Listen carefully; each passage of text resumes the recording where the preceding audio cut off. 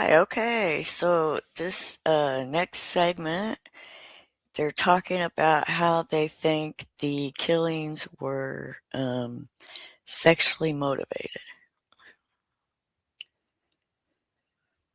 Was able to stab all these four individuals so many times, fighting back Xana. I mean, stabbing her 67 times.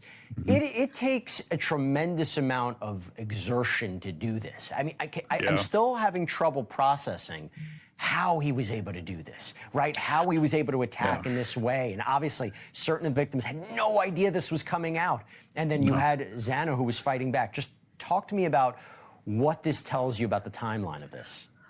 Okay, so this is kind of how I've worked it out in my mind to a certain degree.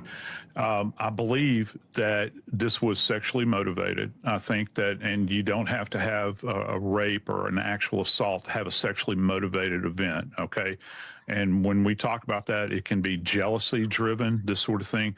And plus, many psychologists hold that knives are very phallic. All right, I'll just be very blunt about that. If you're going to choose to kill somebody over and over and over again, stabbing, that sort of thing, draw your own conclusions on that.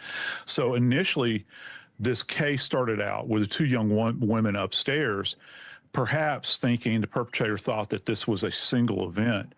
He's got an adrenaline dump going on relative to being fired up sexually to attack in that environment or perhaps do other harm. But when he walks in and there are two people occupying that space, it goes from that initial adrenaline dump and that kind of sexual motivation to an individual that is now being driven by probably anger and fear